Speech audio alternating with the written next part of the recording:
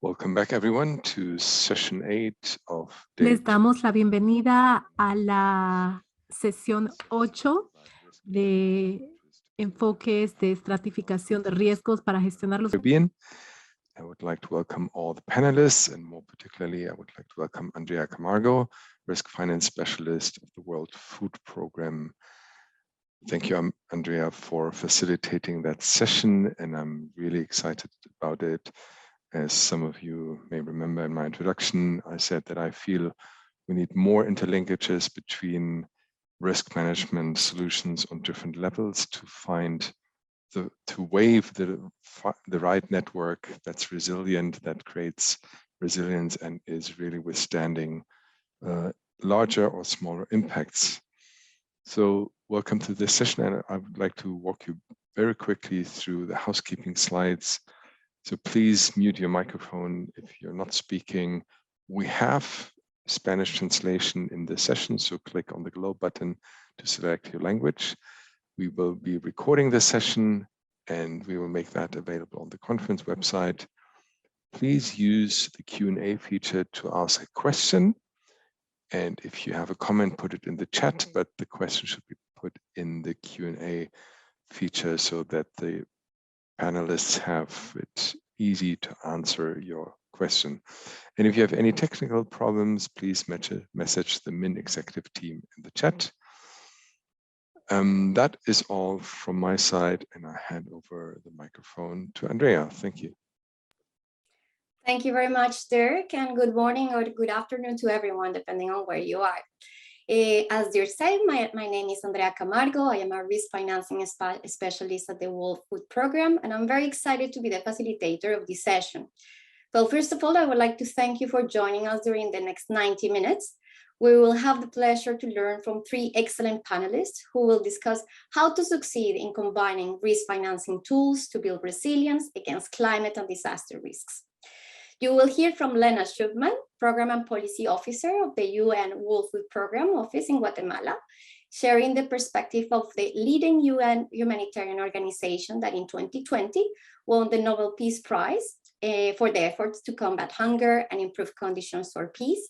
You will also hear directly from Isaac Anthony, CEO of the Caribbean Catastrophe Risk Insurance Facility, CRIF, the perspective of the world's first regional fund providing sovereign level coverage against disasters such as earthquake, hurricane, and excess rain.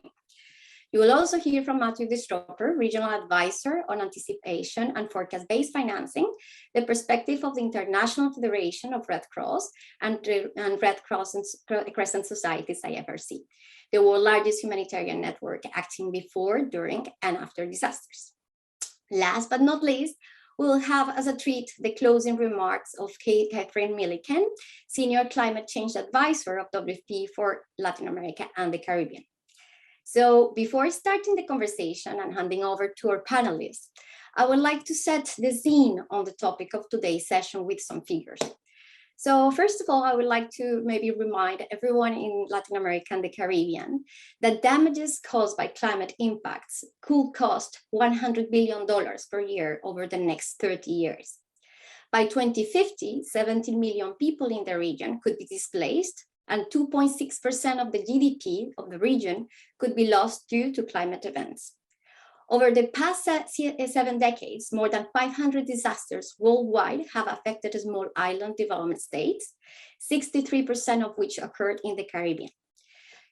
Maybe something very important for this conversation is that for small island development states, they face expected annual losses equivalent to almost 20% of total social spending, compared to only 1.2% in North America and less than 1% in Europe. So this recollection of past and events and the vision of the near future show us that actually is urgent to rethink climate resilient policies and programs to build people's adaptive capacities. In that context, and as Dirk mentioned, applying a risk layering approach to better manage climate and disaster risks is urgent, is paramount. For some of you, the concept of risk layering is probably new, for others, no. So in order to make sure that we don't get lost in translation today, we will be presenting the concept, this conceptual framework of this conversation today. So for this discussion, risk layering involves the combination of wide range of tools to address multiple layers of risks, from high frequency, low impact hazards to low frequency, high impact hazards across all population subsets. For this conversation, we see risk layering as an approach that aims to reduce risks where possible, and then integrates disaster risk financing tools, such as the regional risk transfer facilities, like an example is CRIF, and we're going to hear from ICII today. Also, other risk financing tools could be international contingent financing, such as the World Bank CAD VDOs or the Inter-American Development Bank Contingent Credit Facility for natural disasters emergencies. Also, risk financing tools like alternative risk transfer instruments, such as CAD bonds, CAD derivatives, CAD swaps, weather derivatives. Also, national contingent financing, such as the Fund for Natural Disasters funding in Mexico. Also, microinsurance schemes, such as the one that we will hear today from WFP in Guatemala, or national schemes such as Cadena, as well in Mexico. Also, you can identify other risk financing tools at the meso level, for instance, like the one that is being currently developed by Willis Starr Watson in Medellin, in the city of Colombia. Also, something very important we're going to hear today, our risk financing tools are like really focusing on providing contingency finance based on forecasts to support preparedness and the adoption of anticipatory action. This is what we're going to hear about forecast-based financing from the IFRC and WFP. Also, very importantly, we want to highlight that for this conversation, we don't only focus on risk layering approaches at the macro level, but also at the micro level. So this is why it's so important to provide a portfolio of tools to the most vulnerable and food insecure, specifically for the context of WFP. So this is why it's very important to strengthening the offer of financial services, such as credit, savings, remittances, and others that could be either formal or informal, and will help to provide the funds to better manage risks at the macro level. So in conclusion, a risk layering approach does not rely on just one tool, but really looks at combining in an efficient and effective way all these tools. And very importantly, risk layering approaches are advised, as I said, not only for governments, but also for households, for small and micro entrepreneurs, organizations supports them, like microfinance institutions and the NGOs, amongst others. So having clarified these and having provided like this context, this conceptual framework for the conversation, I would like to invite our panelists to respond the following two questions so we can know a little bit more about your organizations. So the first question is like, what is the specific problem that you want to address considering the mandate of your organization? So we have CRIF, we have WFP, and we have the IFRC. Then, once you have provided this kind of framework, what is the approach that you have adopted to address this problem that you want to address? So I will probably invite ICII Anthony, CEO of CRIF, to share with us his insights when responding to this question. Thank you, ICII. Thank you very much, Andrea. And let me also take this opportunity to thank the organizers for the invitation to be part of this esteemed panel. But let me just say that, you know, historically, the Caribbean has been a hotbed for natural disasters, especially hurricanes, and more recently, we've seen excess rainfalls, floodings, and so on. But, you know, one of the big challenges in the Caribbean has been the issue of very limited financing to be able to deal with the onslaught of such disasters. In fact, in the past, most governments basically relied on internal resources, reallocating budgets, maybe a small disaster fund, and depending largely on the benevolence of friendly governments, donors, and so on. But as you know, very often, a lot of the pledges that were made following these events either did not materialize, and if they did, it took a very, very long time. So in the year 2004, the Caribbean was impacted by Hurricane Ivan, which in a sense was a bit of a catalytic event in that it was so severe that it really served as a wake-up call for the governments of the Caribbean to take a closer look at disaster risk financing. Hurricane Ivan actually caused losses to the tune of $6 to $8 billion, impacting about 8 countries, but more especially the countries of Grenada and the Cayman Islands, where the losses were put at equivalent to almost 200% of gross domestic product. So given the severity of that event, the governments of the Caribbean decided to approach the World Bank to establish what was then became the world's first sovereign risk pool providing parametric insurance called the Caribbean Catastrophe Risk Insurance Facility. So we really started with 6 Caribbean governments providing earthquake, tropical cyclone, and subsequently excess rainfall. And why parametric insurance? Because parametric insurance enabled us to be able to make payouts quickly, which is basically one of the things that the governments, they want resources to be made available, but essentially within a short period of time. And the other thing is that parametric insurance is considered to be obviously less costly because there's no need for a very involved or long drawn out loss disaster assessment after the event. And then we also saw that in 2017, we had 2 major hurricane events, tropical cyclones Irma and Maria, which again, those were classified as superstorms. And again, the losses were so significant. Again, in the case of CRIF members, it affected about 5 countries where CRIF ended up making payouts of about $55 million. But again, it really provided the proof of concept, even for those persons who were a bit doubtful as to whether it really made sense. So 2017, we had those 2 major events. CRIF was able to make payouts totaling $55 million within a period of 14 days. And so we have proceeded to expand. And the whole idea is to be able to provide quick liquidity following a disaster. Since the establishment of CRIF in 2007, we've been able to expand. In fact, we reorganized the CRIF into what is called a segregated portfolio company. And what this did is that it enabled us to be able to expand. And so we were able to bring Central American countries on board. And we also be able to introduce new products. Since the establishment of CRIF, we've made 54 payouts totaling $245 million to 16 members. And I'm pleased to say that our payouts have benefited, based on our assessment, about 3.5 million persons in the Caribbean and Central America.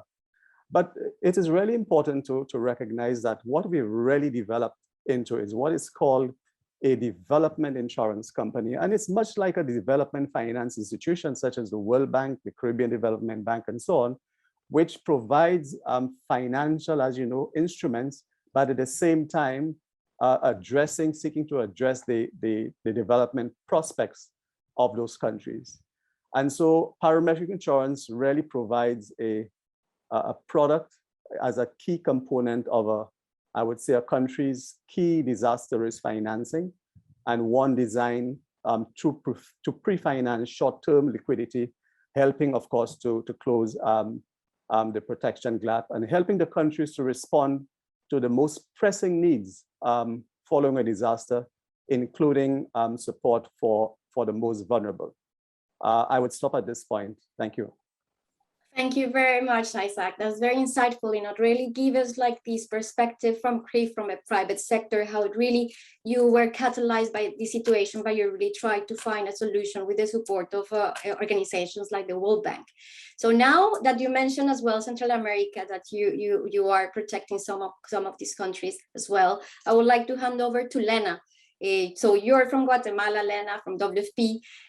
What is the work that you're doing in that respect? What is the mandate of WFP, and how do you use this risk financing approach to achieve the goals of WFP? Sure, thanks, Andrea, and thanks a lot for the invitation to speak at this very interesting event. So maybe let me start with our mandate. As WFP, we are the world's largest humanitarian organization, And our main mandate is zero hunger. No? So we really work for food security and nutrition in over 80 countries worldwide. And our principal mandate is really to save lives and change lives of the most vulnerable populations across the globe. So considering that mandate, I think what we've seen across the globe really, specifically in Central America, where I work, is that the impacts of climate change are really increasing and have really been increasing over the past few years. No? So we see a clear tendency of an increased frequency and intensity of climate-related shocks, such as floods, droughts, etc. No? So we see really climate change as one of the key drivers of hunger worldwide. So for us as WFP, climate risk management really is a priority. You know? How do we protect people from the impacts of climate-related shocks? So for us, disaster risk finance and climate risk management is really a tool to build resilience of the most vulnerable families and populations, not only in the short term, because it's really a tool to protect families and protect their food security, protect their livelihoods in the case that we do have a shock, because it's an immediate response. But at the same time, it's really a tool to sensitize people in the long term to better manage their risks. No? So for us, I think it's a very innovative tool to link humanitarian response with resilience building in the medium and long term. So I think that's our approach in general, related to our mandate as the World Food Program.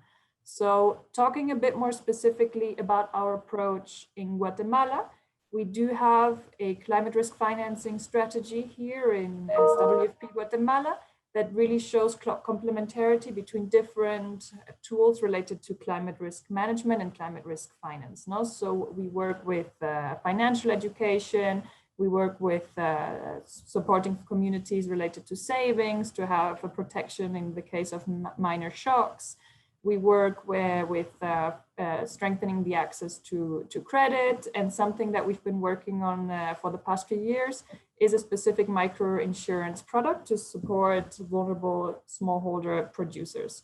So that's something that we've piloted, we are currently piloting, really after a comprehensive approach to really consult with the vulnerable populations, what are their needs and what are their opportunities as well to access these types of financial services. No? So I think going back to our strategy, our main mandate is to protect and to support the protection of the most vulnerable populations, but also to integrate different tools with a risk-layered approach to have this protection and to have this link between the humanitarian response and resilience building in the more medium and long term.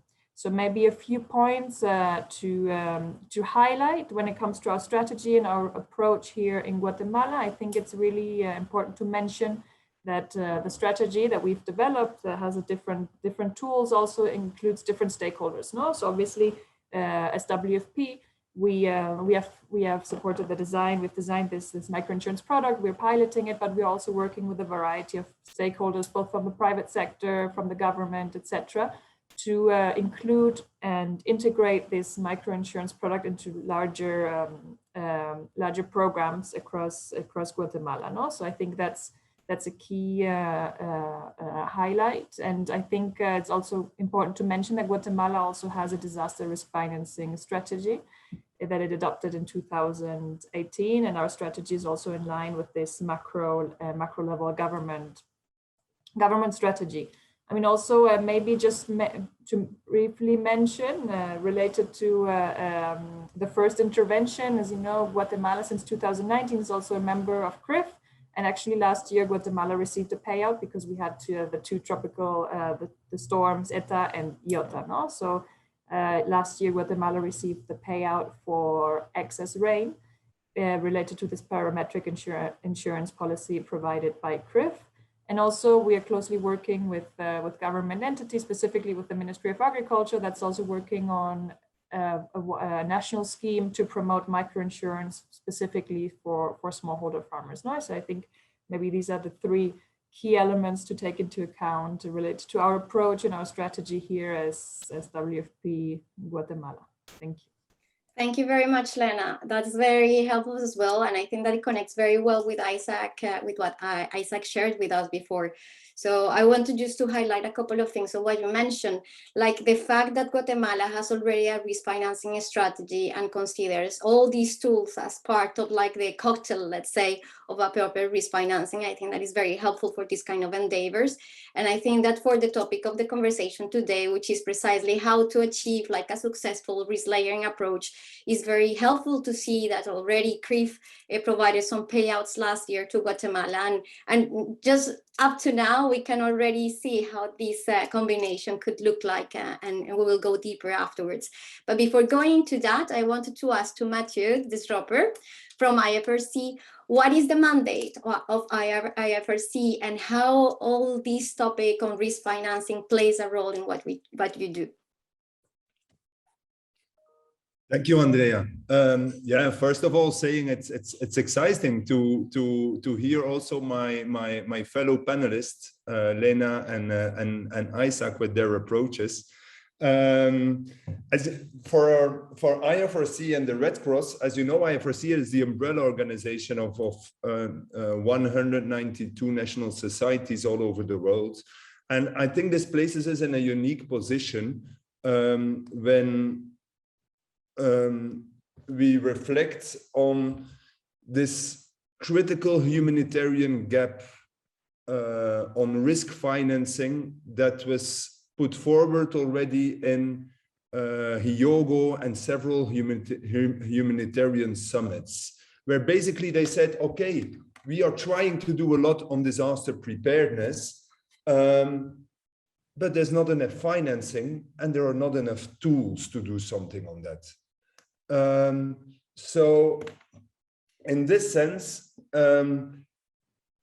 IFRC translated this as well in their 2030 strategy, where they focused on building resilience at community level and, amongst others, reducing the effects of climate change with, amongst others, anticipatory approaches. And this includes several financing tools. So I'll try to elaborate on that a little bit. Our approach basically is forecast-based financing. And this is something we've been on worldwide, we've been pushing since 2014 with WFP, with FAO, with OCHA, the German Red Cross and IFRC, also the Red Cross Climate Center, and in the beginning with a lot of support of, and still with a lot of support of the German government, pushing this topic forward. And basically the idea on a governmental level was, okay, let's try to make financing mechanisms more efficient and less costly. While from a humanitarian, we are humanitarian actors. From a humanitarian point of view, it's what the idea was: how can we use this climate information and risk information to get quicker to the communities when we know already that a disaster or an extreme event is going to happen. So this was the point this was the point where we set off, and that's where we started to develop tools and mechanisms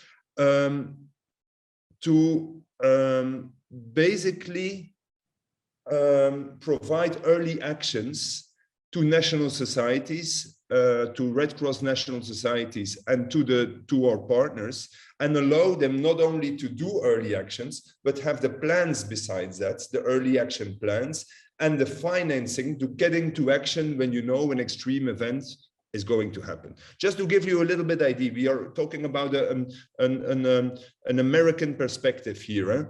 With the Red Cross, we are now working, for instance, in Argentina on floods, in Peru on cold waves and snowfall, also in Amazon floods and heavy rainfall and floods due to El Nino.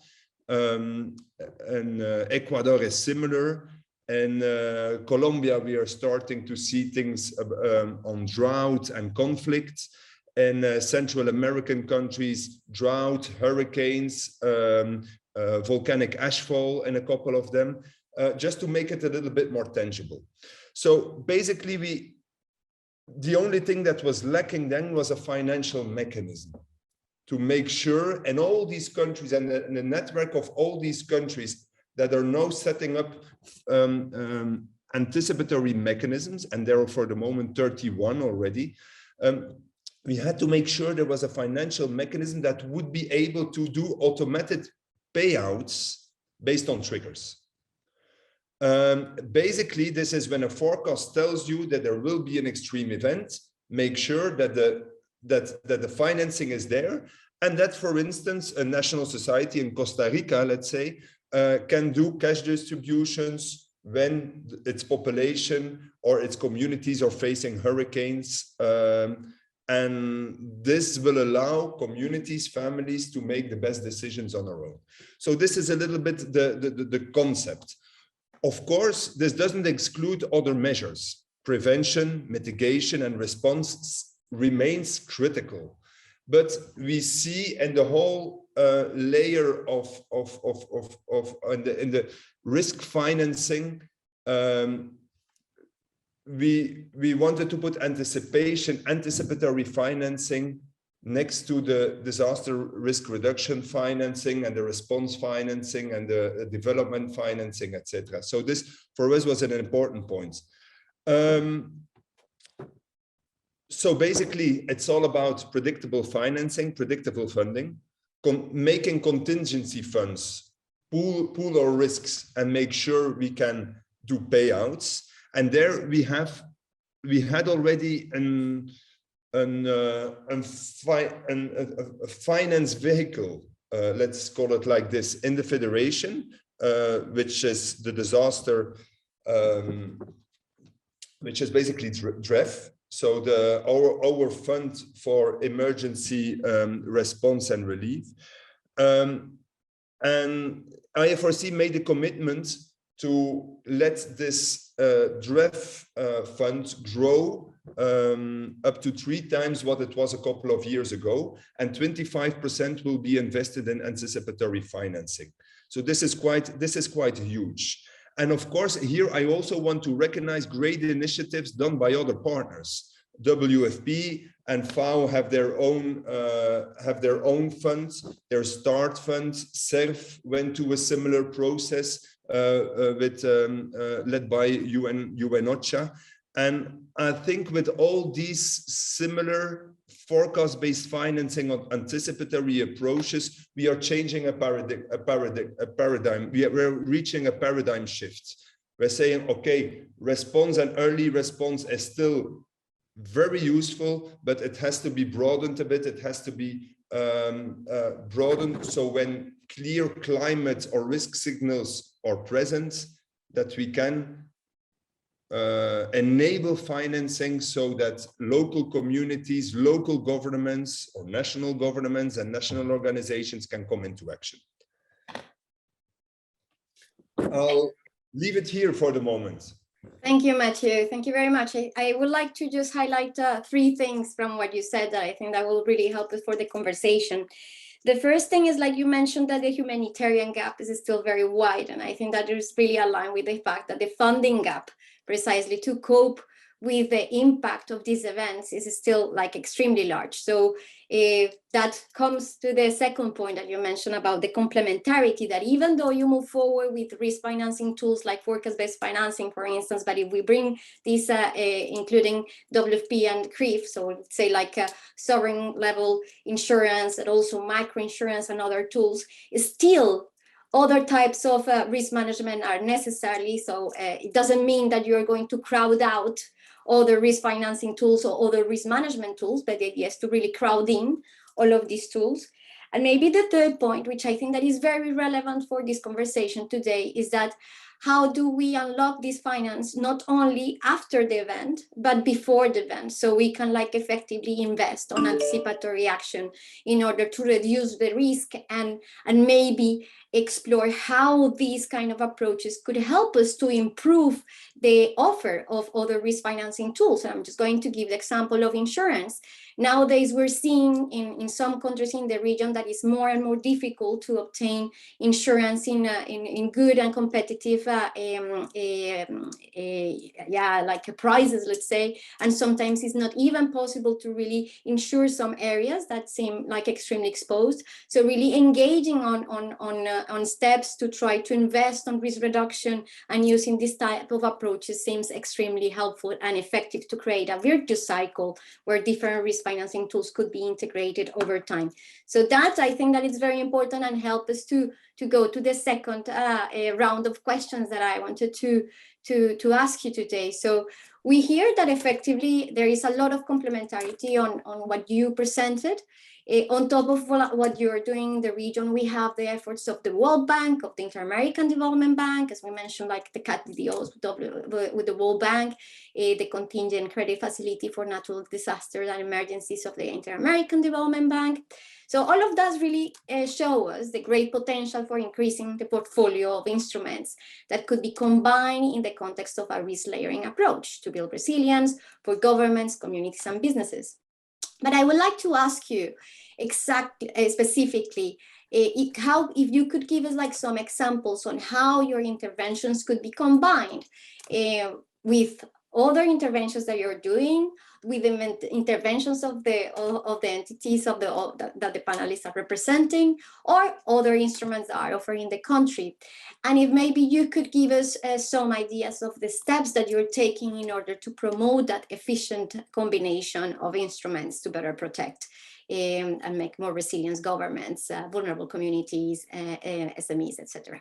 So maybe I will start with Lena. If you could share a little bit your approach in this specific perspective, would be great.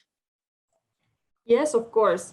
So, I mean, I think our current microinsurance project and initiative has lots of potentials to link with other types of initiatives to really have a comprehensive and risk layered approach. No, so microinsurance is really to directly protect smallholder producers, in our case, in the case of excess rain and drought. No, so it's really a micro level approach directly for and with the producers that we work with. So I think there is a lot of potential to link this initiative with other initiatives that provide a protection at the meso and at the macro level. No, so I think maybe to go back to my panelist Isaac. I think I mean Guatemala has already received a payout from CRIF, and I think this kind of combination with a potential micro level approach directly for farmers and the potential macro level approach to protect institutions and organizations. I think there's lots of potential, and actually we are directly exploring how to translate this potential into reality. No, so I think this approach, micro, meso, macro, is fundamental to really have the protection at all levels. Because I mean the population most affected, yes, are the smallholder farmers, the producers, but also institutions and organizations are affected, no, in their mandate by these climate-related shocks. So I think that's a key point. And the other key point, I think, is that really to combine risk financing tools with other resilience building tools that we have. No, so for example, as WFP, we work closely with the same beneficiaries, with the same communities that are beneficiaries of this microinsurance product, but we also work with them to provide tailored climate forecast information so that they can really adapt to their agricultural and their productive practices to the forecast. We promote other resilience building activities that really will support them in the long term to build resilience to these climate-related shocks, no, such as conservation of water, soil, etc. No, so I think really this combination of different resilience building tools is key to have a holistic climate risk management approach. So maybe just briefly, what are we doing as WFP to promote this combination? I think for us, probably one of the key things that we do is that as WFP, we're very close to the communities. No? So our main work is directly at community levels. We do reach the most vulnerable communities in Guatemala and in other countries. No? So I think the fact that we do have all these field-based activities for resilience building and that we are very close to the populations that are directly affected by these climate-related shocks, I think is a really good starting point to really develop tools that are really demand-based, that are really tailored to protect these specific populations. And this combined with the constant monitoring that we do with our partners as WFP of the situation of food insecurity at the country level. So really to have good information, to have good data is key to really be able to develop something, to develop tools, to develop an approach to climate risk finance that's really tailored to the needs of the people that are most in need, and that is our mandate to protect and to support. And I think probably these are the key 2 points that I'd like to mention from WFP. That's probably our added value as well, to really have this community-based approach to design and improve not only specific tools, but also the approach to disaster risk finance as such. Thank you, Lena. Thanks. Isaac, having heard that example and ideas from Lena from WFP, what is your take on that, considering that you're really focusing on sovereign level solutions? How do you see those ideas and those proposals to come to life, maybe? Yeah, absolutely. One of the things that, when CRIF was first established, I mean, well, of course, we were targeting, the sovereigns. But we've obviously seen the potential to go further afield, not just, adding additional products to be able to meet the needs of government, but we clearly see the potential for targeting, for example, microinsurance, and taking a very innovative approach to dealing with some of those. So one of the things, for example, that we did recently, and in fact, we launched that in 2019, was a product that we called Coast, which is really designed, for in fact, just to be clear, Coast really stands for Caribbean Oceans and Aquaculture Sustainability Facility. And the whole idea is that this product is purchased by the government, but designed to provide cover directly to the fisher folk. So, in a sense, it's a bit of a hybrid product. There's a sovereign component to it, but at the same time, there is the microinsurance.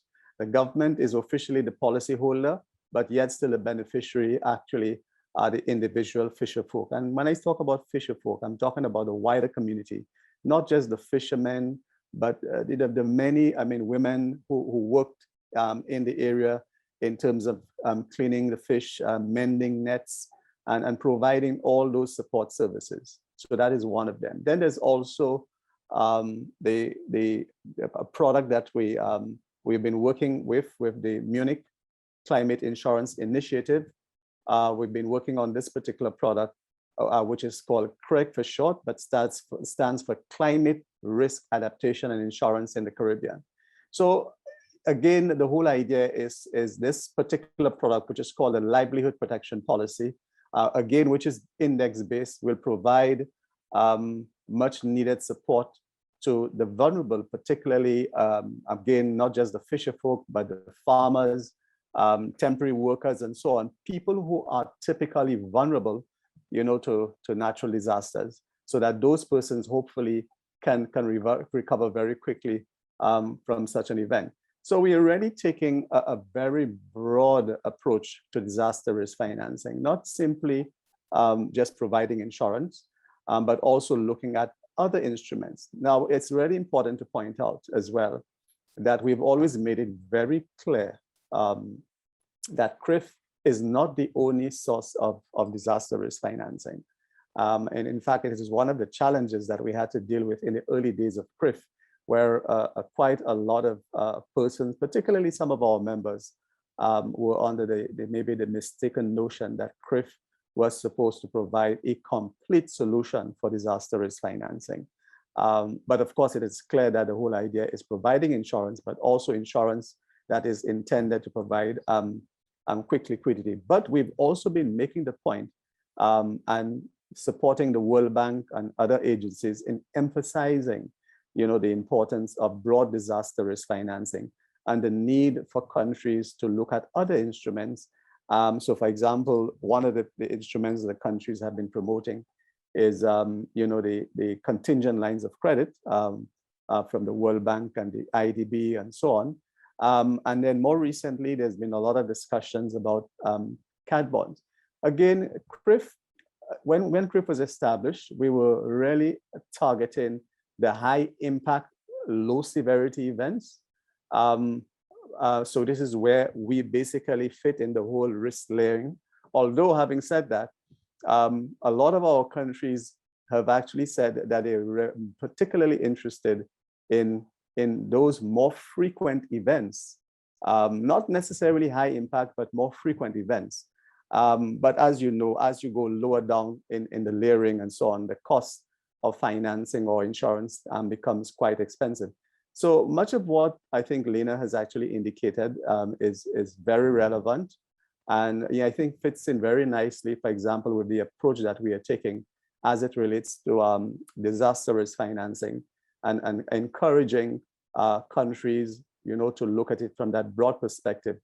And even on the product side, I mean, we've been going outside. For example, now we are providing support to the private sector. I mean, last year, 2020, in the middle of the pandemic, we were able to launch an electric utilities product designed for the electric utility companies to provide coverage for transmission and distribution assets, which I'm sure most of you are aware that typically it's very difficult to get insurance in that area, but this is such a critical area.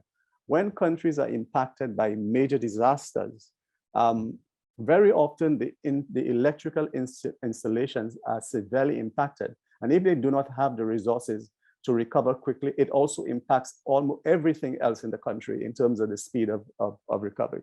And given that obvious gap that existed or exists and continue to exist, we thought it was important to develop this electric utilities product, as I said, designed for the electric utility companies, most of which are actually private companies, but some of them are actually still government. So we are very much working in the space, to add to what we've been doing, but also to encourage the countries to look at, to take a very broad perspective to the whole aspect of disaster risk financing, making sure, of course, that we also target individuals. We provide support to individuals, particularly, the relatively, or I would say the vulnerable and the relatively poor in our communities. Thank you, Isaac. Yeah, thank you very much. I probably would like to pick up on two things that you said as well for the audience. One thing is the fact that if, like other stakeholders, probably do not understand the importance of adopting a risk layering approach, meaning bringing and combining different risk financing tools in order to improve that resilience, could create a problem to move forward with these solutions by itself, because it could create wrong expectations, as you said. Thinking that just one solution will solve the problem won't really help anyone. So it's very important to make sure that everyone has the right expectations and know what solutions helps for what type of risks, and that kind of approach is well understood. Maybe another thing that I wanted to highlight is how CRIF has evolved over time in terms of like solving and addressing different needs. How the innovative approaches that you have been adopting are really trying to focus on specific problems in the region. So I think that that's very helpful, and showing what you're doing with the utility companies and the example of Coast and the LPP are like a very good example of that. And I see that a lot of synergies could be put together as well with the organizations of our panelists. Matthew, from the side of the IFRC, so how do you see now these solutions that Lena and Isaac presented? So we have all these pieces of the puzzle and we're just putting them together somewhat. So how do you feel with that? How do you feel that they could be better combined, maybe from the focus of preparedness and anticipatory action that sometimes gets a little bit lost in conversation? So what would you say there? Thank you, Andrea. Yeah, first to say I very much agree with what my colleagues are saying here. When I look at the disaster risk financing landscape, what we see that traditionally we had a lot of financing focusing on possible or likely events like disaster risk reduction, etc., and quite a lot on occurred events.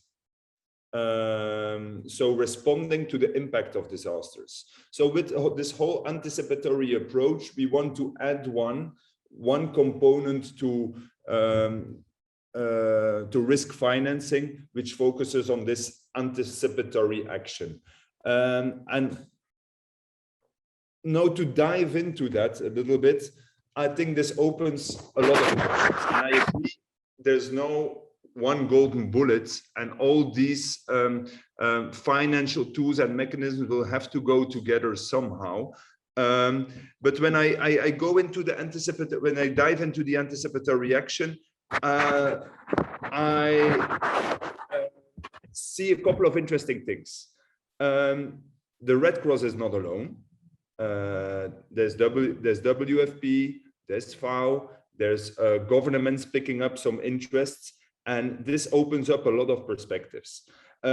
We can also make a critical combination and looking for synergies with the traditional early warning mechanisms and efforts. There's, for instance, the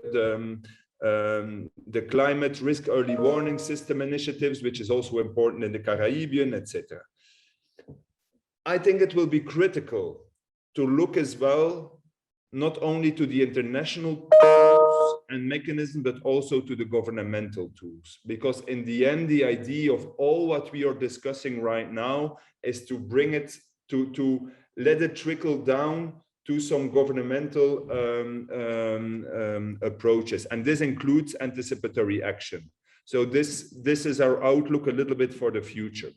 What we see now, and I will be short and I will be end like this, what excites me for the moment is, for instance, if we look at drought initiatives in or anticipatory action for drought in Central America, there are several actors. And the beauty is that when FAO and WFP, for instance, can more focus on social protection to reach the communities, and families, the Red Cross can complement this with cash and voucher assistance, etc. I just give this as very specific humanitarian actions to say, okay, on the ground when it matters the most, there we can make the difference by coordinating different kind of mechanisms. What will be the challenge though, is if we step with different mechanisms as an international humanitarian community, if we step with different mechanisms to the government to make it transparent, to make it tangible, to make it to make it coordinated and connected. And in some countries, this is more critical than others. But there lies the key a little bit of the success of both anticipatory action and the whole set of disaster risk financing tools and mechanisms, in my opinion. Thank you, Matthew. So coordination is key, and also this kind of alignment with the public policies, I feel, based on what you just said as well. No, I think that's something that happens, is that sometimes in certain governments, we have policies from different ministries that might focus on, will end up touching on risk financing, but there is not alignment in terms of the approach that is being taken. So we have like short responsive social protection approaches that are bringing risk financing tools. We have agriculture insurance developments where risk financing is effectively at the core, and maybe the Ministry of Finance is also leading these efforts. But if there is no alignment as well from their side, that might be an issue. And now that we're touching base a little bit on obstacles, I would like maybe to start with you, Matthew. So based on your experience and in forecast-based financing, but more generally in improving resilience, what do you think are the main obstacles in succeeding on having a suitable risk layering approach?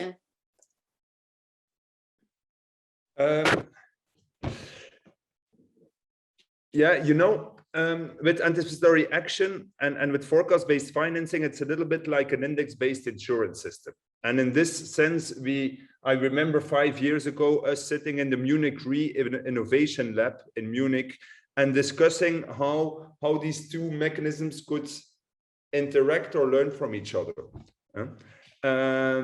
And I think this is a super interesting panel, and obstacles would already be not knowing what we are doing in an international community, and this panel helps a lot.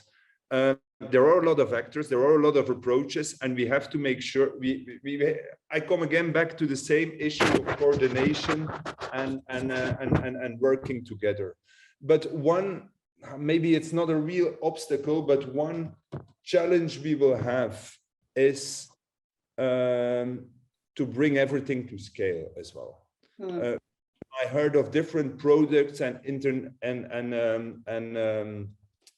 initiatives on pilot level, but it's important to bring it to scale, to governmental funding, to weather events, but maybe also to non-weather events, to more organizations, to more countries, to more financial mechanisms, not only forecast-based action as the one we speak about, and SERF and START network I mentioned before, but also this early action funds of FAO and WFP, and connect this to this whole governmental social protection and governmental risk pooling, and try to make sense of it all. I also think we have to, I stress so much the bring it to scale, because for anticipatory action, it's something relatively new.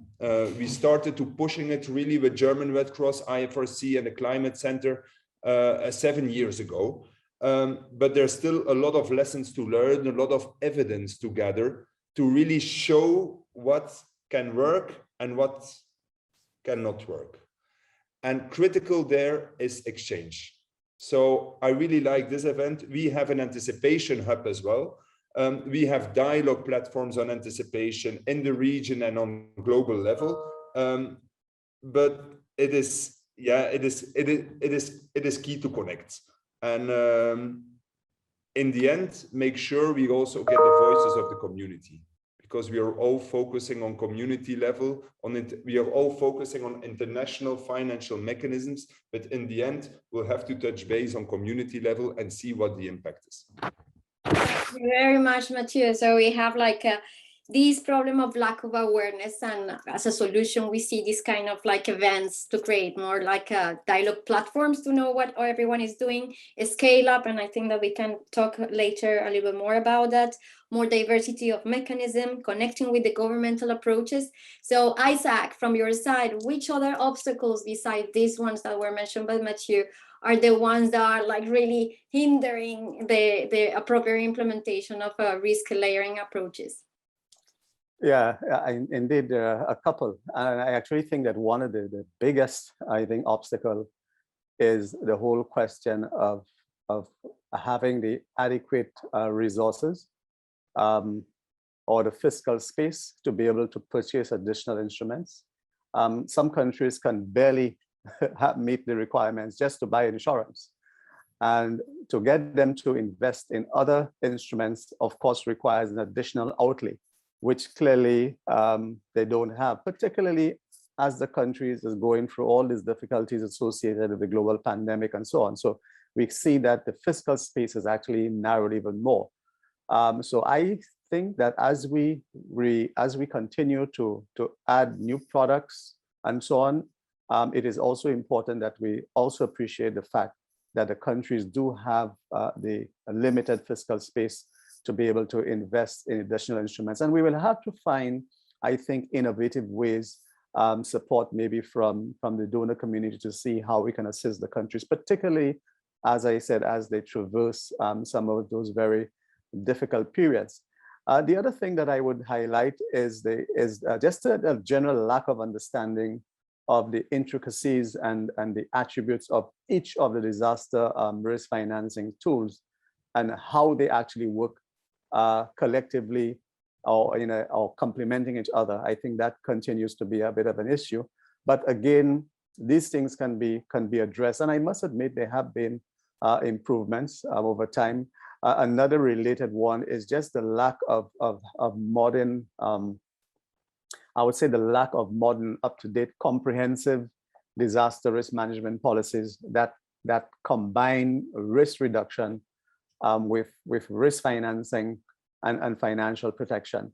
So I think those are some of the key ones that I would say are obstacles in that regard. Thank you, Isaac. And maybe picking one of the obstacles that you mentioned, like the lack of resources, I think that the role of donors in this particular space is very important to generate evidence and also create awareness about this type of tools. But again, coming back to what you said before, with the right expectations, not thinking that this is the panacea, the silver bullet, but there is a need of combining different tools.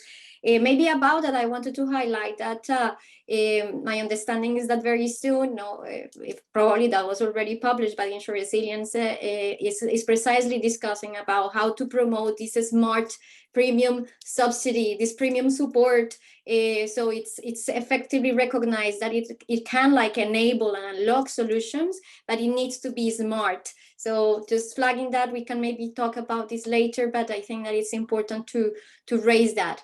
So Lena, from your side, how do you see the obstacles from the experience that you have and the expectations that you have as well? Yes, sure. So maybe I think connecting directly to Mathieu's last comment, I mean, I think for us, I mean, it's really key to always remember that our final beneficiaries are the most vulnerable populations in communities. No? So I think additional to what the other panelists have mentioned, I think one key obstacle is really access to these different instruments and financial risk management tools. So I think when we talk about access, I mean, I think maybe we have to see it on two levels. No? So one is really, we're really talking about physical access. So we're talking in many cases in Guatemala, but also in other countries, we're talking about communities that are 1 or 2 hours away from the main road, where you need 4x4 vehicles to get there, etc. No? So how do we reach these communities? I mean, for us as WFP, I mean, it's as a humanitarian organization, we're specialized in reaching these the most vulnerable communities, but obviously it's often not that easy. No, so we really have to be creative and really see with these type of financial instruments, especially if we want them to be sustainable. How can they reach? How can potential payouts? How can potential financial education, etc.? How can this really reach the communities? And how can this be sustainable? No? Because there's also a cost related to this physical access, which seems very simple, but I think still, from our experience, it's still one of the key obstacles that we face. No? Especially because when we talk about climate risk management, we're talking about the coordination of a variety of actors, no? Of us as humanitarian organization, of government extensionists, talking about the private sector, etc. No? So not all organizations are really specialized in reaching these communities, and often therefore don't see them as potential clients or potential beneficiaries. No? So I think that's still one of the obstacles that we face. And then also related to access, beyond physical access, I think there's also a whole component related to financial education, etc. No? So communication, really, how do we communicate with these communities, and how do we make it sustainable and market-based in a way that really resensitize communities? And in the end, what we want is that these types of instruments will be sustainable in the long term, and that they can access them without the direct support of organizations such as WFP, right? So really, these private sector partners specifically, what we need is to have an approach. I mean, we're talking often about people who are illiterate. We're talking about people who often don't have bank accounts. So really to develop a methodology that really communicates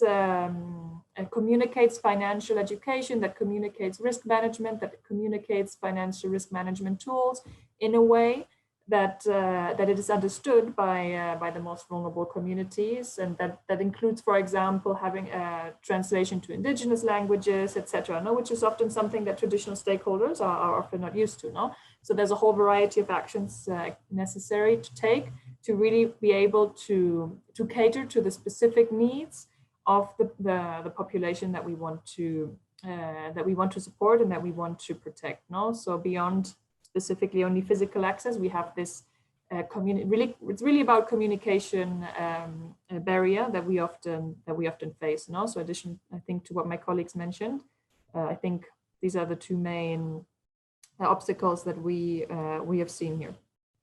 Thank you, Lena. That's very helpful. And I wanted to flag two things and just bring at the community level. Well, this conference, the name is Inclusive Insurance International Conference, but I think that what we're hearing today is that it will be very nice to have spaces where we talk more like about risk financing, inclusive tools, where we obviously we give the importance to insurance, but also we look and zoom out a little bit and see how all these tools get together.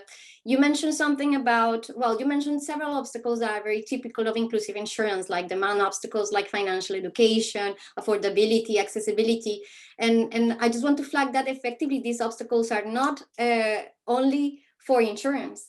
They are effectively applicable for savings, for credits, for remittances, to implement forecast-based financing, to make sure that, for instance, in the case of a payout that the government receives goes to a benefit somewhat to those who are the most affected. So I think that this is very important to see it, that these obstacles are equally present there.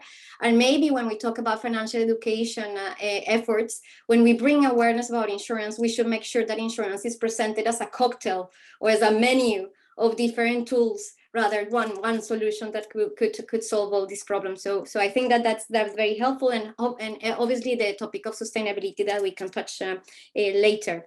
I know that there are some questions already, but before jumping to that, I wanted to ask you to maybe share with us some key recommendations that, in your opinion, will help everyone to succeed in implementing more efficient and effective risk layering approaches. So maybe I would start with you, ICII. What will be your 3 key recommendations for the audience? Right. So I think clearly one of the key things that we need to address is obviously education, sensitization. I think there's just a lack of awareness about the importance of disaster risk financing and the role that risk layering plays in that regard. And I am pleased to say that CRIF as an organization, because remember I made the point earlier that we are really a we are really a development insurance company. So quite apart from just providing insurance products, we're also looking to help build capacity, to help the countries to address the development prospects of countries and so on.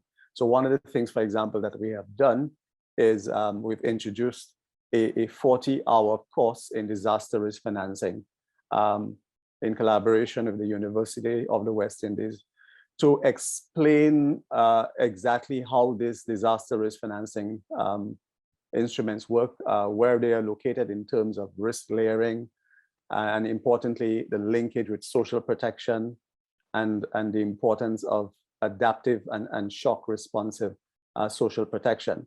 So I cannot, overemphasize this point. We have to do a lot more in that area.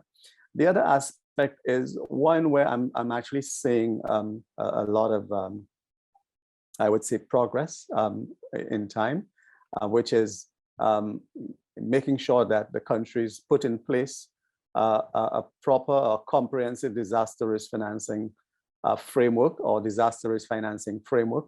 There have been, as I said, some notable cases in the Caribbean. I can see, for example, in Jamaica, in my own country, St. Lucia, and I'm beginning to see countries are doing this. Again, this is really important. So countries pay a lot of attention to this. And finally, the other point, of course, will be on the question of resources to be able to invest in those different types of instruments. As I indicated earlier on, the ability for the fiscal space is narrowing, and we have to find innovative ways of making sure that countries recognize the importance of disaster risk financing and the need to be able to address certain risk. One of the things that we are doing in CRIF is that we are now embarked on a feasibility study for the potential expansion of CRIF. And when I talk about expansion, I'm referring to going outside of the current remit of the organization to be able to do more and to build on the success of CRIF, to see, for example, whether we can introduce other instruments in addition to insurance to be able to help, narrow the gap. So I just wanted to at least highlight, those three possible recommendations. And I'm sure that would complement nicely with what the others have to say. Thank you, Isaac, and that's great to hear that about this kind of path that you have for CRIF. Lena, what are your 3 key recommendations? Sure.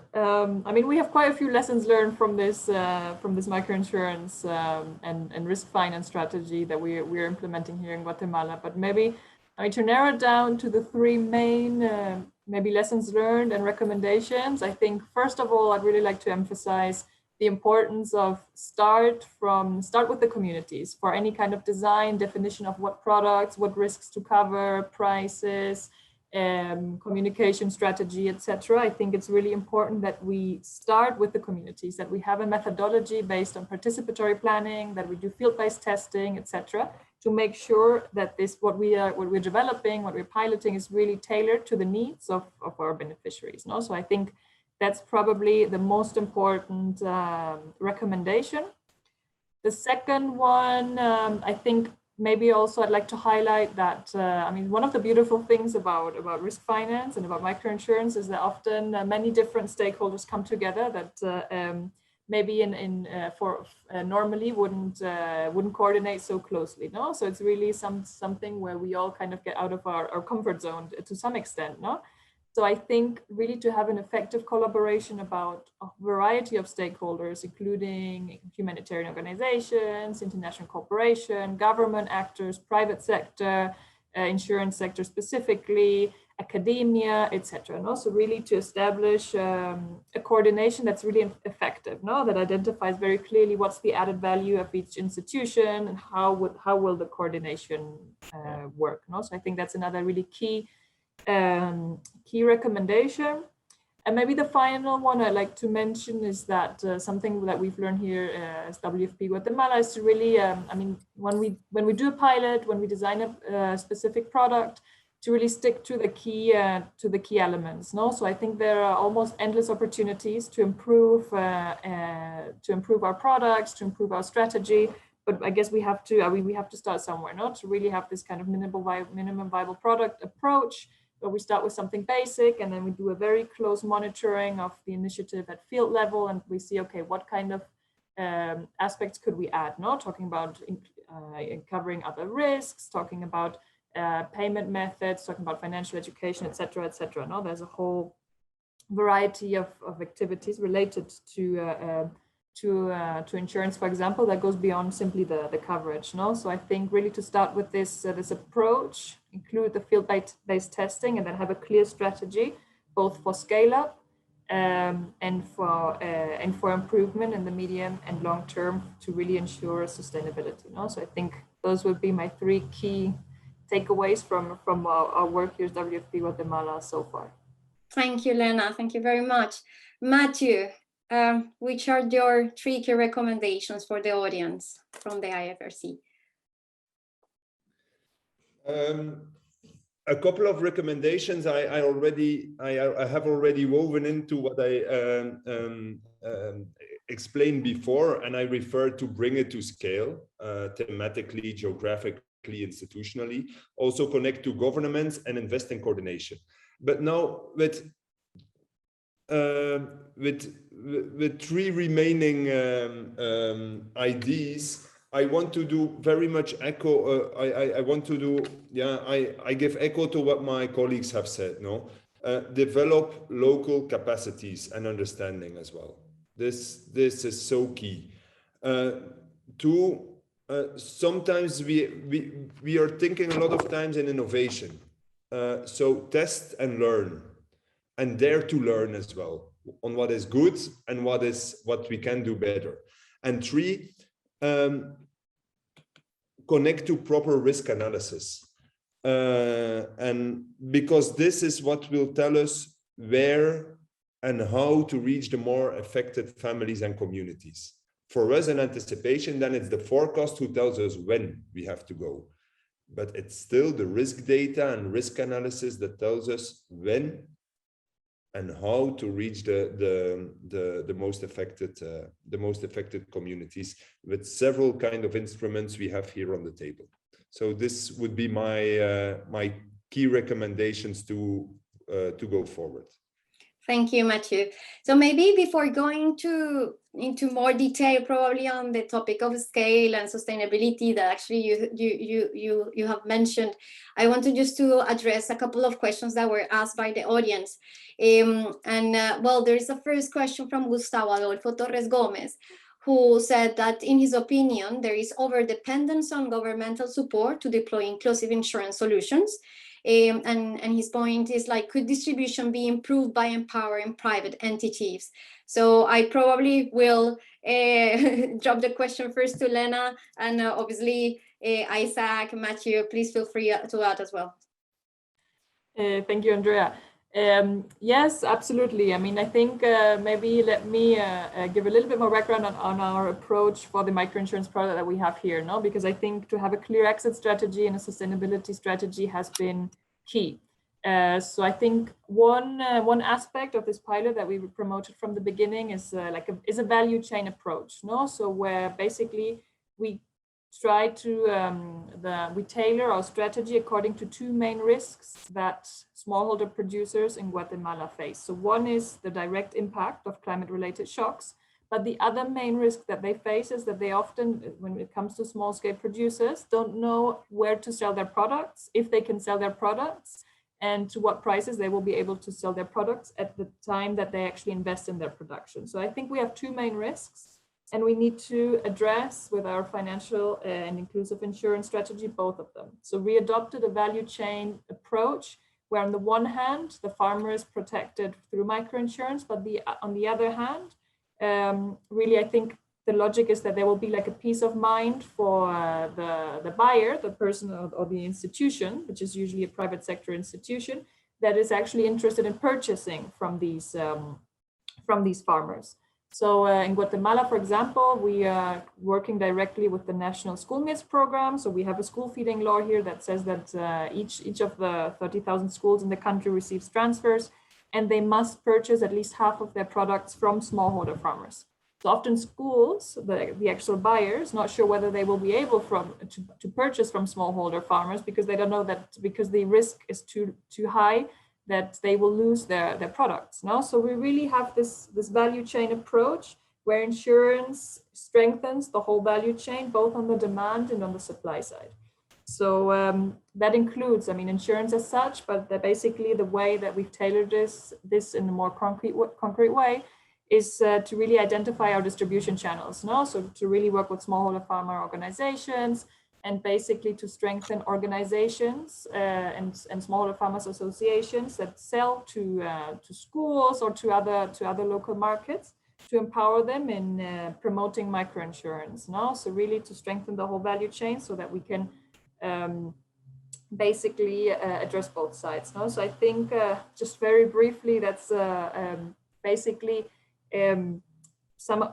one of the key elements of the approach that we have adopted here, which helps us to make it sustainable, to have interest, and I think specifically to your question, Gustavo, to increase the interest of the private sector, and the interest not only because of social programs, etc., from the private sector, but also because of their direct interest, their direct mandate as purchasing entities of specific products, no? Of being part of specific value chains. No? So I think in our case, here's WFP in Guatemala, that's the logic that we've based the whole microinsurance strategy on. No? So really a value chain approach. So I hope that answers your question, or gives you an example of how we could answer these questions. Thank you. I don't know, maybe Isaac, Mathieu, you would like to ask? Otherwise, we can go through the second. Yeah, maybe I could just add quickly to that and just say that, you know, that's exactly one of the problems that we are trying to avoid, this over reliance or dependence on government. And again, because of the very limited fiscal space. Earlier on, I alluded to one of the products that we developed. In fact, I referred to it as a hybrid product, one designed for the fisheries sector. So while the government is actually the policy holder, the beneficiary being, of course, the individual fisher folk, there is nothing that actually precludes the government from entering into an arrangement with the beneficiaries to get them to actually pay for the insurance. And in fact, based on our initial investigation in some of the countries, it seems that there is actually an appetite to do just that. I also spoke about the livelihood protection policy in which we are actually collaborating with the Munich Climate Insurance Initiative and so on. The whole idea is that this is a microinsurance product. It will be paid for by the individuals. And also, remember, we also targeting the meso level and so on. So a lot of the cooperatives and so on, would be expected to, to pay. The other thing that I also want to point out is we are looking beyond just the government. So we are looking to bring in the quasi-government institutions. Earlier on, I mentioned the private sector with respect to the electric utilities product. We're also looking to introduce what we call a multi-peril agricultural insurance product based on a collaboration with the Caribbean Development Bank. And again, this is looking at different instruments or different components, one designed for the governments, because there is an element of that agricultural risk that applies to government, but there's also one that applies directly to the farmers who could actually benefit from those kinds of instruments. So I totally agree. We need to be very concerned about the overdependence, but I think there are ways and means of being able to overcome that particular challenge. Thank you, Isaac. Matthew, would you like to add anything? No? You can go ahead. Much is said. Much is said. Perfect. No worries. So maybe there is another question from Enoch.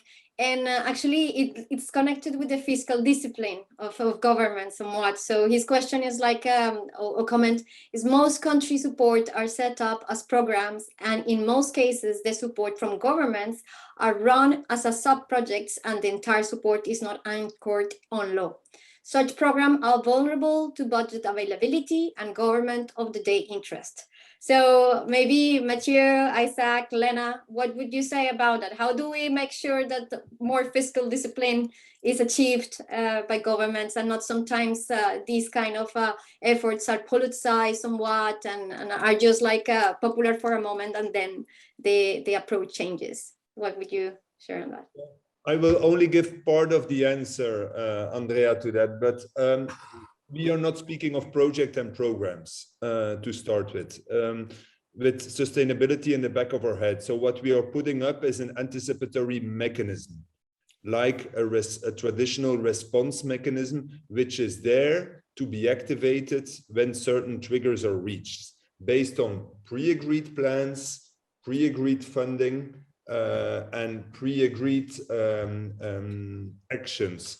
So the important thing here is that there's no decision making needed, or no major decision making needed to activate. There's pre-agreement needed, and again a mechanism. So what we are, it's not something that is running for a couple of years.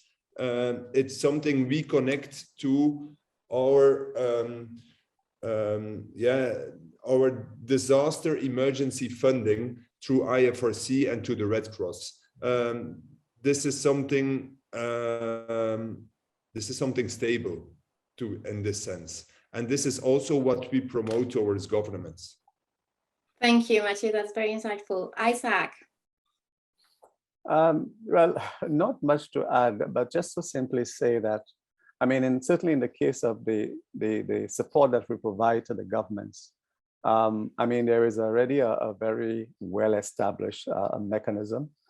So the governments are really the policy holders. They pay for the insurance coverage. If there is a payout, that payout is, of course, paid to the governments within 14 days.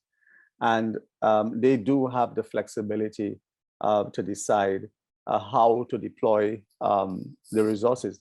You know, our position in CRIF is that those governments are sovereign governments. They have had a tradition of managing their public finances, and they are actually in the best position to determine how best to deploy those resources. I will tell you, and I can certainly speak particularly for the Caribbean, and we also seeing evidence of that in Central America, where we are obviously developing the relationship more. The countries are really taking the business of insurance very seriously. I mean, we were very surprised, pleasantly surprised, I should say, that, you know, in the middle of a pandemic, you know, all the governments willingly, although yes, they did get some support, but decided to renew their policies. And in the middle of the pandemic, you know, we actually was able to achieve for the very first time a major milestone of having the countries to cede over $1 billion in risk to the CRIF. So I think there is that level of discipline that exists with the countries, and now the countries are also enacting various laws. For example, more recently, some countries have introduced fiscal responsibility legislation. So I'm seeing that there is a lot of progress being made, you know, in this regard. So yeah, that's basically how I would respond to this. Thank you, Isaac. Thank you very much. I think that also, in order to mainstream all of this, and it ties very well on what you're saying, is like making sure that there are public policies that really recognize these tools as instrumental to achieve their goals, their policy objectives, and that is effectively a key enabler. Maybe just before handing over to Kate for some insightful closing remarks, I just would like to pick the last question that we have here from Lacina Diarra. So I think that is kind of connected somewhat with what we were discussing before. And she said, rural populations and those working in the informal sector tend to be poorly served by public insurance schemes. How a private insurance initiative can tie in with government insurance plans, generally reserved for civil servants and formal workers. And maybe what I would suggest is like maybe just one of you, maybe Isaac, if you'd like to answer this question, maybe if we can like tie it a little bit with the discussion on sustainability and making sure there is a business case behind all of this as well. So there is like a real convincing approach on sustainability. So Isaac, please go ahead. Right. No, I think it's a fair point when we look at it from the perspective of public insurance schemes. But again, you know, this is exactly, you know, what we are really trying to address. We're trying to understand directly the persons who are impacted by the advent of climate risk and disaster risk and so on, and how we can actually respond to this. So for example, in the case of CRIF, yes, we were established initially you know, to provide support directly to the governments.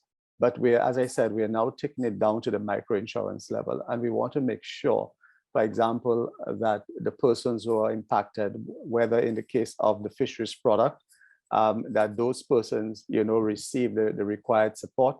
One of the things that we are trying to do, again, as part of the strategy of building inclusiveness and so on, is to look at, you know, some technological way of dealing with that. For example, with the LPP, countries were able to get information immediately on their telephones, because everybody has a cell phone now, and even the people in those persons that we refer to as the rural population, you know, they do have that, and we have to find a way of using this technological platform to increase access and to be more responsive, I would say, to the needs of those communities. So I agree that there is still a lot of work to be done in this area, but I think the real test for a lot of those public insurance schemes, as was put here, would be to make sure that we can do it in a way that is more responsive to the needs. And also, I think Lena actually made some very good points, I think, in that area, where I think one should also take into consideration when addressing that particular concern. Indeed. Well, thank you very much. I'm very conscious about the time, and I would love to have more time to discuss this with you. But maybe I would like to hand over to Kate so she can share with us some closing remarks based on the discussion that we just had. Kate, the floor is yours.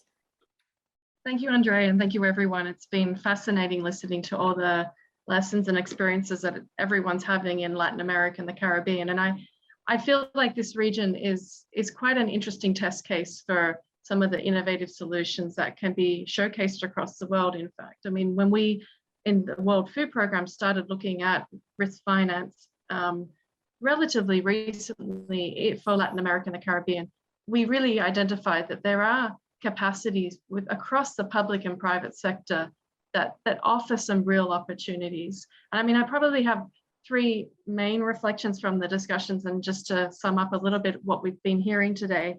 I mean, I think one of the key ones is on collaboration, and I keep hearing amongst all of us how important it is that we do collaborate among organizations from the public and the private sector. Indeed, in this discussion here, we're really hearing from organizations that often work on that connection with the last mile or the really vulnerable populations that we're trying to support, and with that resilience or development perspective of really trying to enhance people's resilience capacities. So there's something there. I think that the international organizations, non-government organizations, civil society, who have the connection with vulnerable populations can really bring to the table, but connecting with the private sector. And so that collaboration is key. I mean, one of the things that actually we've identified within the World Food Programme strategic plan is that we need to focus on hunger, but to actually achieve zero hunger, one of the SDGs that we're very embedded in is also SDG 17, which is about partnerships. And I think what we've heard here is that partnerships are key, coordination is key to enable that. Another reflection is also on the different tools that are available, and that we need to look at that in a holistic way. And this risk layering approach is integral. I would even say, you know, it's beyond just even the risk finance mechanisms. We've heard this from the different speakers. It's other disaster risk management approaches beyond just the risk layering for risk finance perspective that's going to make a complete picture. Often the disaster risk management elements are quite expensive to implement. And I think we've got to remember that those are integral for us to continue to invest in and to address the climate vulnerabilities that are only increasing as we've seen across this whole region and globally. And then perhaps the final reflection is on inclusivity. I mean, this is what this whole conference is about. And you know, it was one of the core elements of a risk finance strategy that we put together for Latin America and the Caribbean back at the end of last year. And it's been a core component of how we need to approach, you know, designing these types of instruments. I think that the international organizations, local organizations that work with vulnerable populations have a specific understanding of needs. And there's often a necessity to try and bring the private sector into serving those needs.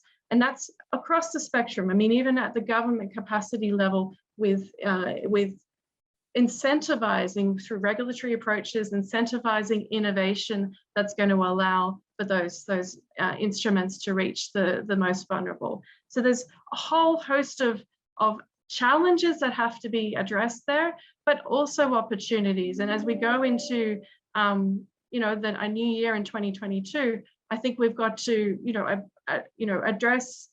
address those challenges, but look at the opportunities. And we've got a lot of opportunity with digitization and with more examples of public-private partnerships, with exploring connections with social protection systems that can allow for scalability and sustainability. But we can't do this alone. So no, I just wanted to reflect on that. I'm so thrilled that we've had this conversation today, and I agree with Matthew, we need to keep these conversations going.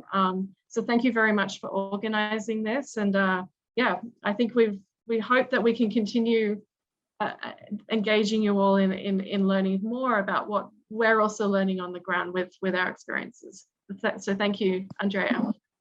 Thank you very much, Kate. Thank you very much, Matthew, Lena, Isaac, for the great discussion. I just want to hand over to Dirk and actually thank him for this opportunity to have this discussion that, as you see, was like very fruitful for everyone. So thank you very much, Dirk. The floor is yours. Well, you don't have to thank me. I need to thank you for bringing this really important discussion here to this conference. 3 years ago, we relabeled the conference from International Microinsurance Conference to International Conference on Inclusive Insurance. And now it makes me think whether we should think about an international conference on inclusive risk finance. Now, I think it's also sometimes about the mindset. To me, it feels like there is a risk finance community and there's a microinsurance community and there's a whatever community. At the end of the day, the individual needs to be protected. The infrastructure needs to be protected. National, regional governments need to be protected. And we shouldn't care about the label of that tool. It has to be the right tool, the right approach for whatever solution. And so I think these discussions are important. And microinsurance can solve a lot, but it can't do everything. And governmental schemes can do a lot, but they can't solve everything. And that one comment from Matthew, I think we should think about the communities. That is always important for us. Don't forget the individuals. Don't forget how, at the end of the day, the individual needs to be protected. So thank you very much to all of you. Looking forward to continue that discussion over the next month. Hopefully we meet at the next conference in Jamaica. There we have the Caribbean case. I think I'm looking forward to working with you during that conference, and in the run-up, use that platform to continue that process. So we come to a close for this day. Thank you very much for these interesting discussions, and I hope to see all of you tomorrow at the next session. Thank you very much.